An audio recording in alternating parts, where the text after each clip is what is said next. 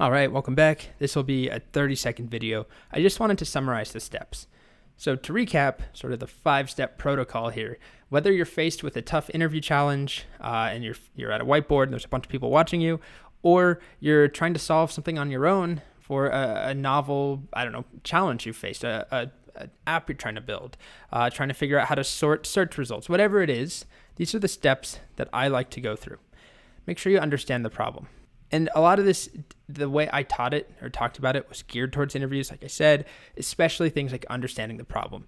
So ask questions of your interviewer, of course. Clarify the problem. Make sure you understand it. But even if it's just you working on something, make sure you understand it too. Make sure that you really have thought out how your solution, how your application it should operate, how it should behave in every scenario. And that goes hand in hand with exploring concrete examples. These two are really both about understanding the problem, understanding the inputs, understanding the outputs, understanding edge cases. How do you handle errors? What happens when a user enters something invalid? All these different things all have to do with just sort of understanding from the outset how everything should work. Onset? Outset? I don't know. Break it down. So at this point, if you like to write like totally perfect pseudocode line by line, you can do that. Or just break out a couple steps to lay out a game plan for the code you need to implement.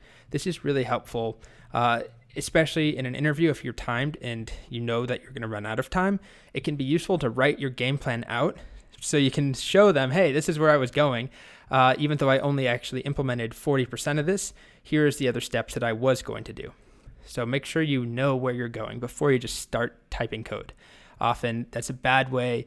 You can end up in a hole. You can confuse yourself. It's happened to me many times in interviews. If you just start, you think you know where to start and you'll figure out the rest as you go.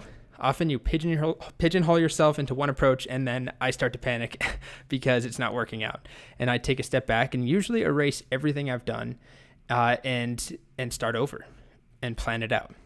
So then solve, and if you can't solve the problem right away, solve a problem that you can, even if it's simpler. If you simplify, you remove some core difficulty, core challenge, try and solve something where you can then reincorporate that core difficulty back in.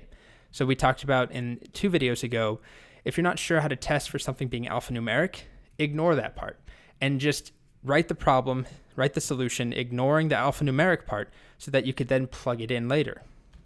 And then finally, what I said was the most important for learning or improving as a developer, looking back on your code and sometimes refactoring it. Sometimes just looking back and analyzing it and patting yourself on the back.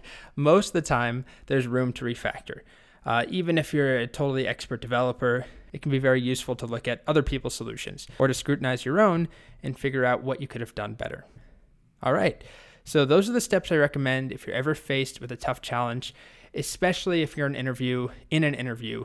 I would absolutely recommend always starting off with understanding the problem, exploring examples, like 1 and 2 for sure. Do that out loud. Make sure the interviewer hears you, bring them into the process, tell them what you're doing. Breaking it down, write the steps down, talk out loud, solve it, of course, if you can, and then look back on your code and refactor if you can.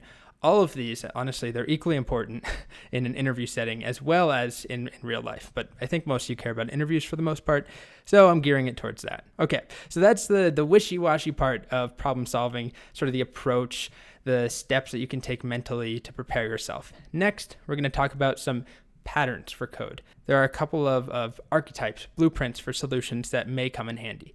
I honestly think this stuff is much more useful in the real world because it applies to all sorts of problems. What we're going to learn next is a little more specific, but for the types of problems it helps with, it really helps.